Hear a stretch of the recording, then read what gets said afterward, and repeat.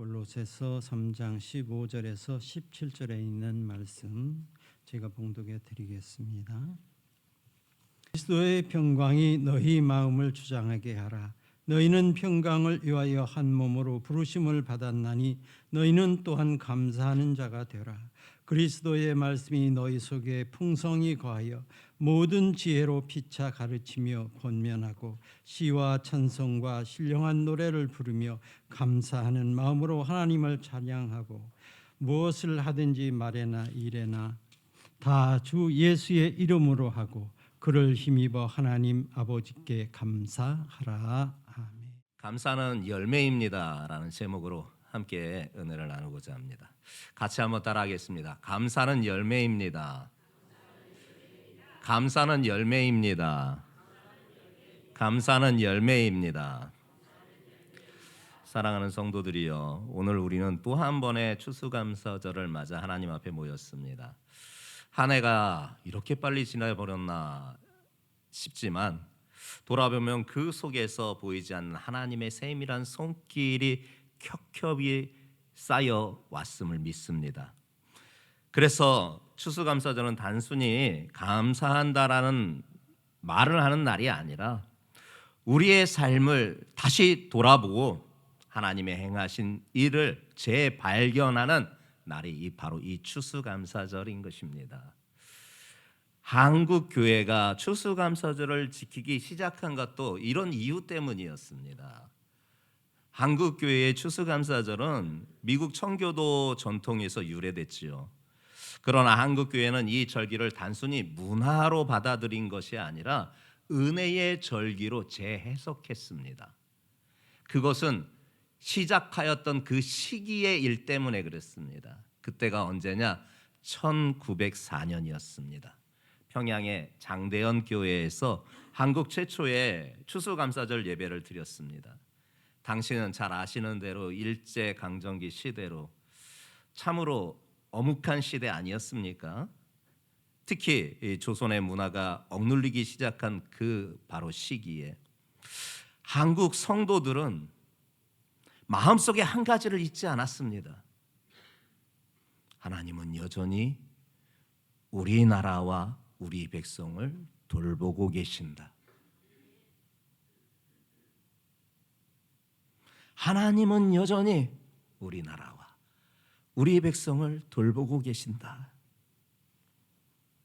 그 믿음을 잃지 않았습니다.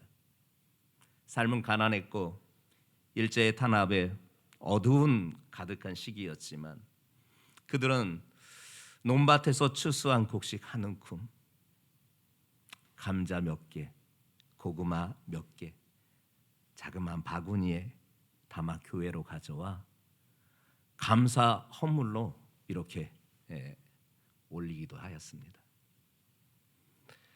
삶이 풍족해서가 아니라 하나님이 돌보심을 믿었기에 그들은 감사했던 것입니다. 그래서 한국 추수감사절은 풍요의 예배가 아니라 은혜의 예배로 시작된 절기였습니다. 감사는요, 상황보다 은혜가 더 큰 것이 보일 때 맺혀지는 열매인 것입니다. 감사는요, 상황보다 은혜가 더 크게 보일 때 맺히는 열매가 감사인 것입니다. 그런데 현대에 우리는 어떻습니까? 우리의 모습은 어떻습니까? 손에 쥔 거는 그때보다 많을 진데 감사는 점점 줄어들지 않았습니까? 오늘 우리가 추수감사절 예배 자리에 꼭 확인해야 될 질문이 이것입니다. 나는 무엇을 잊어버렸기에 감사가 줄어들었는가? 이 질문이 첫 번째입니다. 두 번째, 하나님이 내 삶에 베푸신 은혜를 나는 어떻게 다시 바라볼 수 있는가? 이게 두 번째 추수감사절에 우리 자신에게 질문해야 될 내용인 것입니다.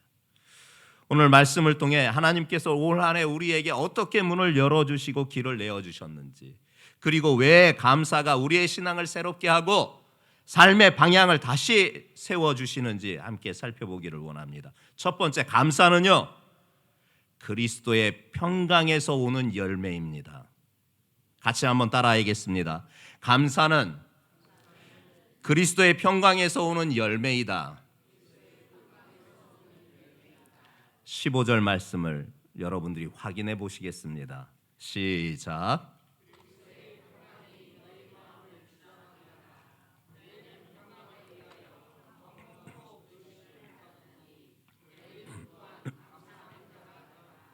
바울이요, 골로새 성도들에게 그리스도의 평강이 너희 마음을 주장하게 해라, 이렇게 명령하며 권면해 주고 있습니다. 즉, 성도들이 추구해야 될 평강이 어디서 오느냐? 그리스도의 평강에서 온다라고 단언해 주고 있는 것입니다. 이렇게 그리스도의 평강이 마음에 주장될 때, 그때 진정한 감사하는 자의 자리에 설 수가 있는 것입니다. 성경은 내내 말씀하십니다. 그리스도의 평강이 마음을 지배할 때 감사가 나온다. 그리스도의 평강이 마음을 지배할 때 감사가 나온다. 이 진리를 내내 가르쳐주고 있습니다. 즉, 감사는요, 상황의 산물이 아니라 내면의 주인을 누구로 모셨느냐, 바로 여기에서 온다라는 것입니다. 내 내면의 주인이 누구인가에 따라서 감사가 온다라는 사실을. 한 목사님이 부흥회차 비행기를 타고 타 지역에, 다른 나라에 이렇게 가게 됐습니다. 근데 악천후를 만났어요. 막 비행기가, 기체가 막 흔들리는 거예요. 위아래도 내려갔다 올라갔다 막 좌우로도 막 흔들리는 다급한 상황에 정말 떨어질 것 같은 그런 상황이었대요. 승객들이 공포에 떨고 있는 거예요. 그런데 이 목사님도 기도하지만 공포에 같이 떨고 있는 거예요. 너무 무서웠어요. 비행기가 금방 떨어질 것 같은 거예요. 기도는 하고 있는데 여전히 무서운 거예요. 비행기가 흔들면서 몸을 주체하지 못하게 하는 이 상황에 승객뿐만 아니라 목사님도 너무 두려웠던 거예요. 그렇게 기도하는 순간 잠시 눈을 떠 확인하는데 한 어린 여자아이가 창가를 보면서 예수님 찬양, 예수님 찬양, 예수님 찬양합시다, 찬양하면서 한없이 평안하게 있는 거예요. 너무 신기해서 이 목사님이 그 기체 흔들리는 몸을 이끌고 벨트를 풀어서 그 아이 옆에 가서, 야, 너 어떻게 그렇게 평안하냐? 너도 기도해야지. 지금 큰일 날 판인데 어떻게 그렇게 평안할 수 있어? 이 아이가 하는 말이, 우리 아빠가 이 비행기의 조종사예요. 우리 아빠가 조종하는 건 결코 안 떨어져요. 여기에서 이 목사님이 진리를 깨달았습니다. 우리가 감사할 수 있는 이유는요, 상황이 순환하기 때문이 아니라 내 삶의 조종사가 바로 예수님이시기 때문인 것입니다. 감사는 상황을 이겼다라는 표시가 아니라 주님이 내 마음을 다스리고 있다라는 증거가 감사인 것입니다. 이렇게 우리 마음이 주장될 때 그리스도의 평강이 확 임하는 것입니다. 내 안에 확 들어오는 것입니다. 그래요, 누구나 감사해야지 말할 수 있어요. 그런데 진정한 감사는 그리스도의 평강이 내 마음에 확 들어올 때, 내 마음에 사로잡을 때, 그때서 자연스럽게 나는 영적 열매인 것입니다. 여러분들 내면의 주인이 누구십니까? 오늘 이 시간 예수 그리스도께서 여러분들의 마음의 중심의 주인 되시는 줄 믿습니다. 내 삶의 주인 되시는 줄 믿습니다. 그분께서 성령으로 여러분들에게 그리스도의 평강을 허락하여 주실 줄 믿습니다. 두 번째 말씀하고 있습니다. 감사는요, 그리스도의 말씀으로 길러지는 열매라는 것입니다. 같이 한번 따라하겠습니다. 감사는 그리스도의 말씀으로 길러지는 열매입니다. 16절 말씀으로 확인할 수 있습니다. 합독하겠습니다. 시작.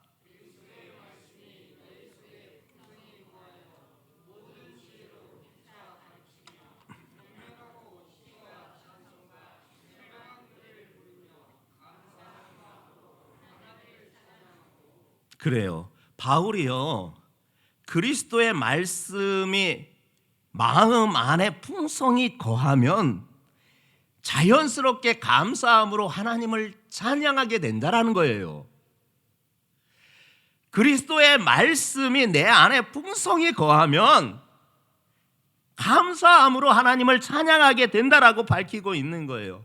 성경은 이 진리를 내내 우리에게 주지시켜주고 있습니다. 성경은 그리스도의 말씀에 풍성히 거하면 원망 대신에 감사가 자라고 염려 대신에 기도가 나타난다고 내내 우리에게 가르쳐 주시고 있는 것입니다. 하나님의 말씀은 씨앗과 같아요. 우리의 마음밭에 뿌려지고 들어가서 자라나 변화를 일으키는 것입니다. 어떤 변화? 하나님의 말씀은 감사하는 눈을 열어줍니다. 하나님의 말씀은 이미 받은 은혜를 보게 합니다. 하나님의 말씀은 하나님이 어떻게 일하셨는지를 다시 기억하게 합니다. 말씀이 없는 감사는요, 오래가지 못해요.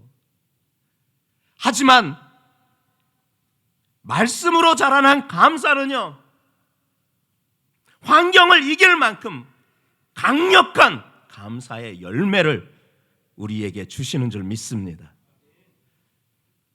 오늘 이 시간 그리스도의 말씀이 여러분 안에 살아 운동력이 있어서 막 움직여서 내 마음 심령을 뜨겁게 하고 회개케 하고 진실하게 하여서 원망 대신에 감사가 흘러넘치는, 염려 대신에 기도가 나타나는 우리 성도들 모두가 되시기를 예수님의 이름으로 축복합니다. 또 마지막, 감사는요, 예수의 이름으로 행하는 삶에서 자라는 열매라는 것입니다. 같이 한번 따라하겠습니다. 감사는 예수의 이름으로 행하는 삶에서 자라는 열매입니다. 17절이 확인시켜주고 있습니다. 합독하겠습니다. 시작.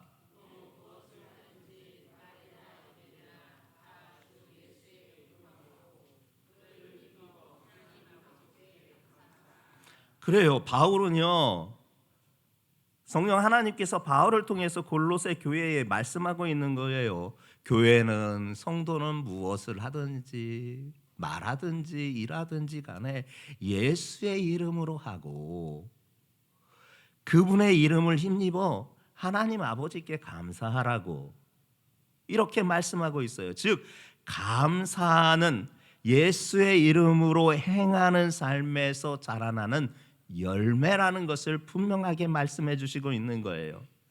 감사는요, 개인적인 감정이 아니에요. 예수의 이름으로 살아가는 사람들의 정체성이 감사예요. 예수의 이름으로 생각하고 예수의 이름으로 말하고 예수의 이름으로 어떤 일을 결정할 때 감사하는 삶은 자연스럽게 흘러나오는 것입니다. 신앙생활을 열심히 하셨던 노부부의 이야기를 들었습니다. 이 노부부가 가진 것은 그렇게 많지 않은데 주변의 사람들에게 부러움을 샀습니다. 얼마나 행복하게 사시는지 너무 부러웠습니다. 두 부부가 인고 부부였어요. 너무 주변의 사람들에게 너무 부러움을 살 정도로 그렇게 행복하게 사셨습니다. 그 노부부가 하나님의 부름을 받아 소천하시게 되었습니다. 그의 자녀들이 부모님이 거주하셨던 집을 정리하기로 결정하여서 집에 유품들을 정리하는데 그 정리하는 가운데 다락에 노트들이 산더미처럼 쌓여 있는 것을 보게 됐습니다. 이 노트가 뭔가 모은 노트들을 이렇게 많이 광이 꽉 찰 정도로 쌓아두었을까? 보았더니 부모님이 40년 동안 감사 노트를 썼던 것이었어요. 그 척권의 앞머리에 이렇게 부모님이 써놓으셨더라고요. 큰 감사가 아니라 매일 작은 감사 하나씩을 쓴다. 그 척권의 표지에 그렇게 써 있는 거예요. 큰 감사가 아니라 매일 작은 감사 하나씩 쓴다. 아, 그러셨구나 하면서 첫 장을 딱 열어보았습니다. 몇 날 며칠, 오늘은 아침밥 먹을 수 있어 감사. 몇 월 며칠, 오늘은 비가 그쳐서 감사. 몇 날 며칠, 오늘은 바람이 잦아들어서 감사. 몇 날 며칠, 오늘은 눈이 와서 감사.